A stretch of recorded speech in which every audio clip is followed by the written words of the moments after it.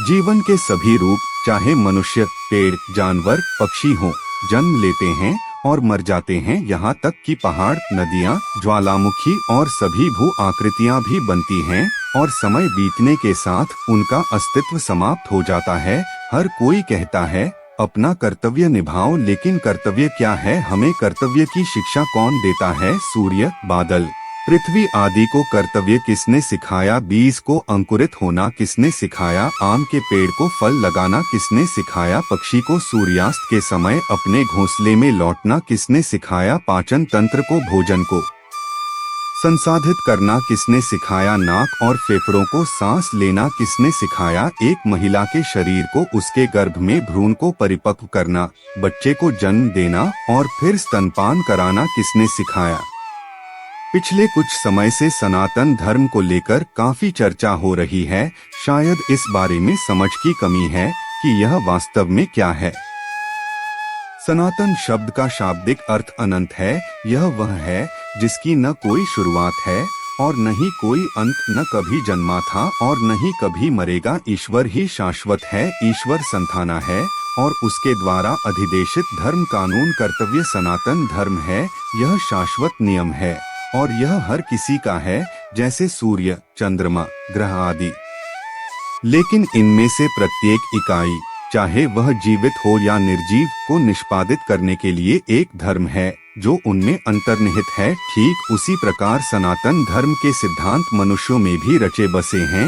ये सबके कल्याण की आचार संहिता है। जीवन जीने का मूल सिद्धांत सनातन धर्म है। सनातन धर्म किसी अवतार या ऋषि, धर्म या संप्रदाय से उत्पन्न या निर्धारित नहीं है। यह ब्रह्मांड के नियमों का मूल सार है।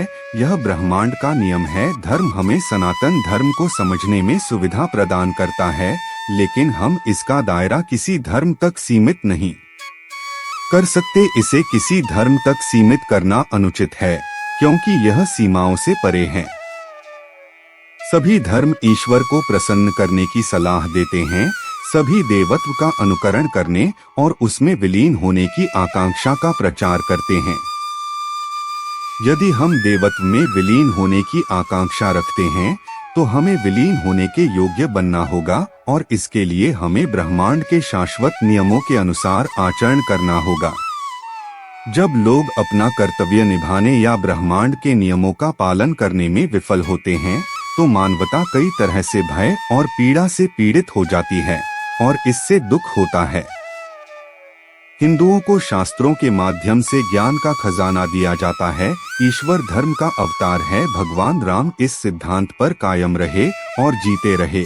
रघुकुल रीत सदा चली आई, प्राण जाए पर वचन न जाए। अपने कर्तव्य के प्रति उनकी प्रतिबद्धता इतनी अधिक थी कि राम धर्म की रक्षा के लिए अपने जीवन का बलिदान देने को तैयार थे। श्री सत्य साईं बाबा ने कहा कि सभी मूर्तियों का सार है सभी से प्यार करें, सभी की सेवा करें। आक्रमणकारियों के अनेक आक्रमणों तथा पश्चिम के प्रभाव के कारण भारतीय संस्कृति का कई प्रकार से क्षरण हुआ है।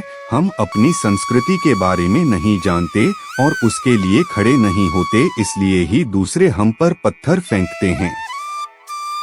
हमें यह नहीं भूलना चाहिए कि हमारी संस्कृति वेदों पर आधारित है।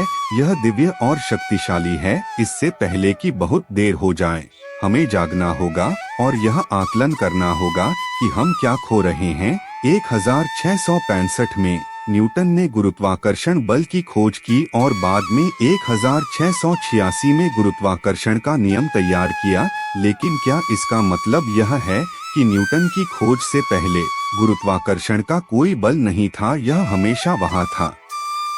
हाल ही में भारत ने चंद्रमा पर अपना चंद्रयान उतारा था। यह आकाशीय पिंड की सतह की तस्वीरें भेज रहा है, लेकिन यह जो कुछ भी दस्तावेजीकरण कर रहा है वह हमेशा से मौजूद है। कुछ चीजें बस हैं। सनातन धर्म भी ऐसा ही है। यह था, है और हमेशा रहेगा।